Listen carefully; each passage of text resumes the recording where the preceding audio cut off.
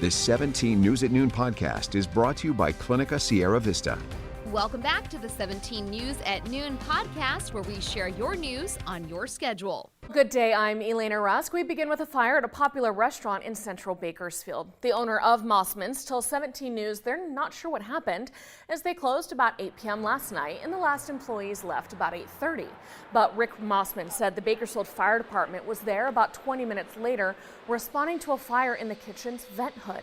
He says there was some damage to the roof and some cleanup needed inside, but it shouldn't take too long. Plan right now is we're getting it cleaned up real well, and we're hoping to be open by the end of the week.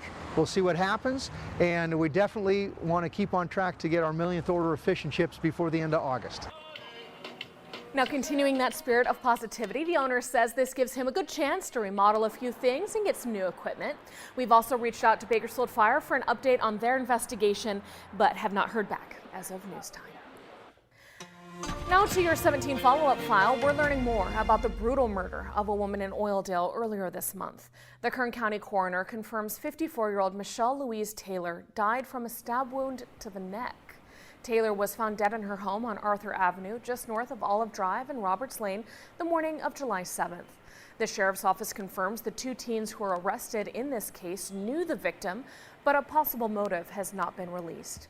Those two teens, Emily Resnick and Nikolai Roach, appeared in juvenile court last week on charges of murder and conspiracy to commit murder.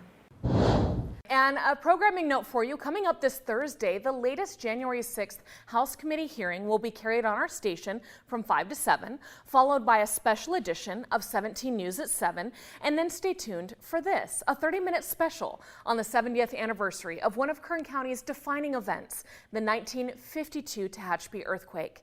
At 7:30 this Thursday, 33 days that changed Bakersfield forever, hosted by our own Robert Price. And out of some other headlines across Kern County, we're learning Adventist Health Bakersfield and Anthem Blue Cross of California have extended their negotiation deadline to August 1st. The current contract was set to expire today. The impasse means thousands of Kern County patients could have to find a new health care provider. Speaking at a news conference last week, Daniel Wolcott, president of Adventist Health, spotlighted a gap between Anthem's payout rates and those of other insurance companies, a gap he calls unsustainable. Wolcott said Adventist will not ask those patients to leave the hospital or alter their care if the contract expires, but Anthem has given notice to physicians to direct those patients to seek care at other providers.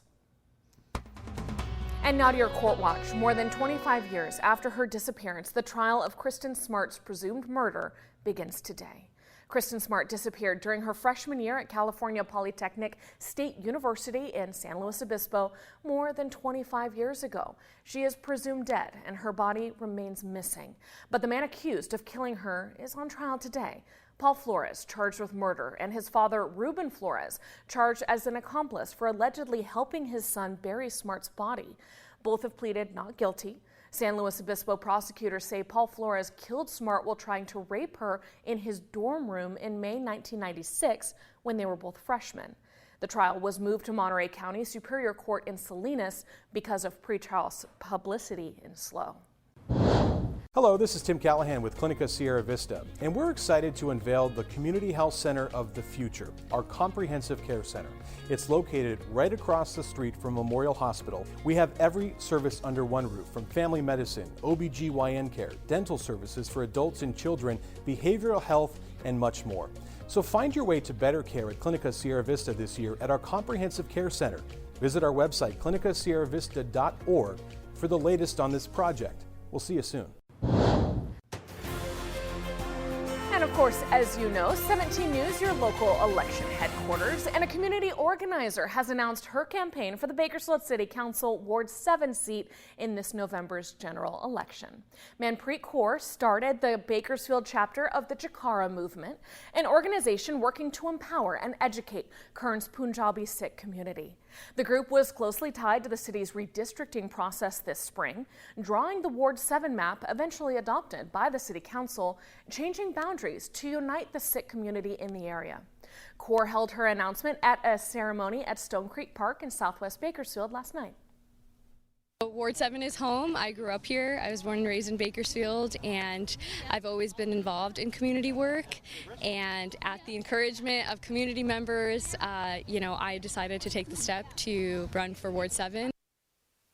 Now, Councilman Chris Parlier currently holds the Ward 7 seat, but Parlier stepping down due to health concerns after announcing he's been battling Lyme disease.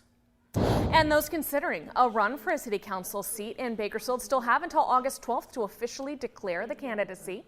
We have 4 city council wards on the ballot in this year's November election: 1, 3, 4, and 7. Those considering a run for those seats must submit a petition of nomination containing between 20 and 30 signatures of registered voters in the ward they are running for. For information, visit the Bakersfield election website. We have a link to it on our website, kget.com, if that's easier. The general election will take place November 8th. All right, now some news around town. Bakersfield's Cracker Barrel has an opening date, and they're hiring staff right now to fill that restaurant. The Southern-themed chain announced this morning they're hiring more than 200 employees for the brand new Bakersfield location, which is set to open mid-August, about a month away. The company has released photos of themed walls for the Bakersfield location, created specifically to reflect the aspects of Kern County. There's a music wall, an oil wall, and an agriculture wall.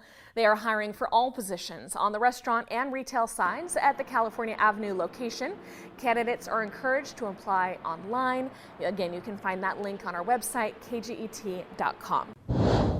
Well, now to your business news. About $30 billion in goods are still tied up in shipping containers at U.S. ports. Marine traffic shows about 460,000 container units are sitting on East Coast ports, and 180,000 remain here in the West.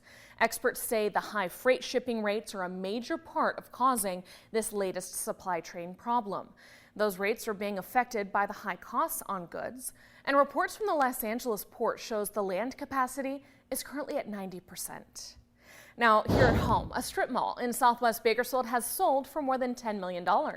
Hanley Investment Group Real Estate Advisors announced they have arranged the sale of Colonial Square at the corner of Ming Avenue and Newstein Road to a private buyer based in Los Angeles. The firm said nearly half of the existing tenants have been located at the center for 11 years or more, which demonstrates the strength of the real estate.